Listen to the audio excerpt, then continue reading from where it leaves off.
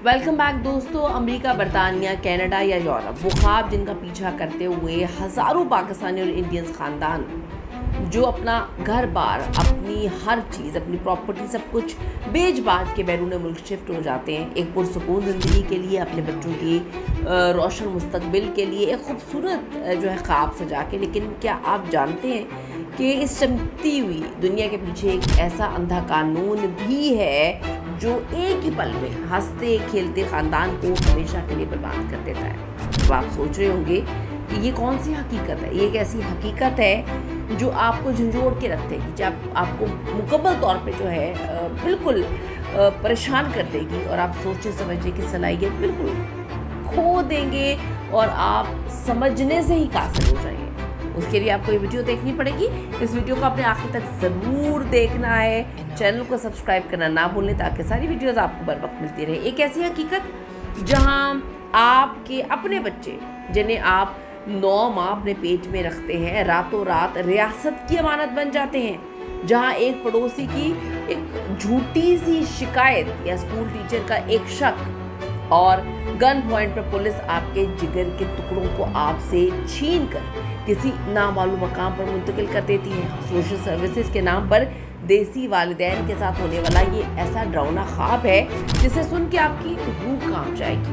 ये कोई फसाना नहीं है, बल्कि ये एक ऐसी तल्ख हकीकत है। चलिए आपको लिए चलते हैं 2011 के नॉर्वे में।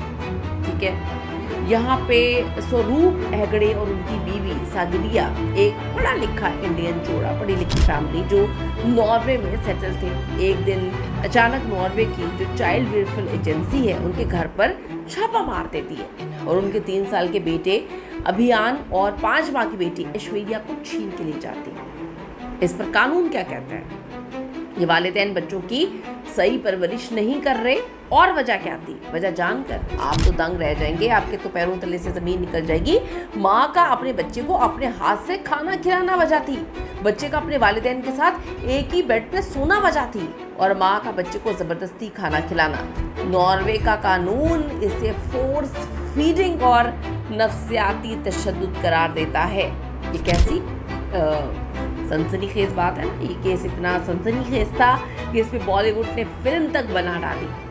इंडियन हुकूमत को बीच में आना पड़ा, तब जाके सालों बाद उनको, इस फैमिली को ये बच्चे मिलते हैं। लेकिन हर कोई इतना खुशकिस्मत नहीं होता। अब बात करते हैं कनाडा की, जहाँ पे जो चिल्ड्रंस एड सोसाइटी है CAS, सरफराज अहमद जो लाहौर से टोरंटो शिफ्ट हुए थे, उनका 7 साल का बेटा स्कूल में टीचर को बताता है कि बाबा ने मुझे झड़क दिया, झड़कियाँ दी और मुझसे मोबाइल छीन लिया। कनाडा के कानून के मुताबिक ये तो नफ्सियाती तशद्दुद है। अगले ही दिन बगैर किसी वार्निंग के CAS की टीम पुलिस के साथ आती है और बच्चे को ले जाती है।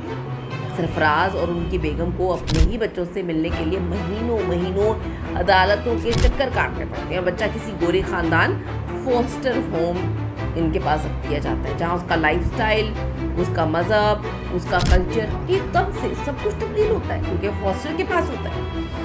हाँ, आइए आपको कुछ ऐसे हक़ाइक़ बताते हैं जो आपको किसी गाइड बुक में नहीं मिलेंगे। कनाडा में एक रिपोर्ट के मुताबिक कनाडा के कुछ सूबों में जो चाइल्ड केयर इदारे हैं, इनके पास इतने वसी इख्तियारात हैं कि वो सिर्फ मुमकिन खतरे रिस्क ऑफ हार्म की बुनियाद पर आपसे आपका बच्चा छीन सकते हैं। यानी अभी तशद्दुद हुआ भी नहीं, शक है कि हो सकता है तो आपका बच्चा आपसे छीन लिया जाएगा। नॉर्वे का खौफनाक सच बताऊं तो आप परेशान हो जाएंगे। नॉर्वे में हर साल हज़ारों बच्चों को उनके जो बायोलॉजिकल पेरेंट्स हैं उनसे अलग करके फोस्टर केयर में भेज दिया जाता है और उनमें से एक बड़ी तादाद इमिग्रेंट्स के बच्चों की होती है। भाई, अंदरूनी कहानी इसकी क्या है?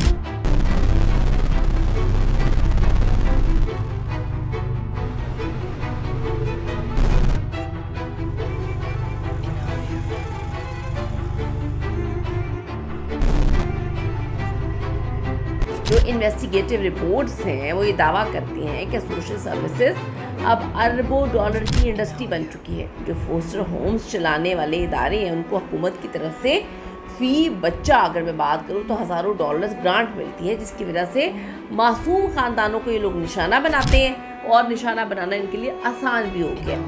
आखिर एशियाई खानदान ही इनका सबसे बड़ा शिकार क्यों बनते हैं? इसकी सबसे बड़ी वजह है जी कल्चर क्लैश।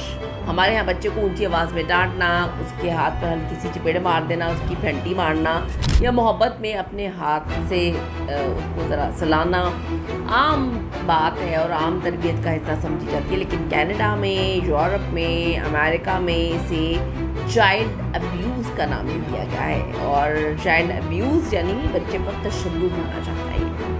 वहाँ अगर बच्चा स्कूल में जाकर सिर्फ इतना कह दे, अम्मी ने आज मुझे मारा है, मम्मी पापा घर पर लड़ रहे थे, तो स्कूल इंतज़ामिया कानूनन पाबंद है कि वो फ़ौरन सोशल सर्विसेज को कॉल कर दे। और एक बार ये केस उनके सिस्टम में चला गया जनाब, तो वहाँ से बच्चे को निकालना जो है वो लोहे के चने चबाने के बराबर है।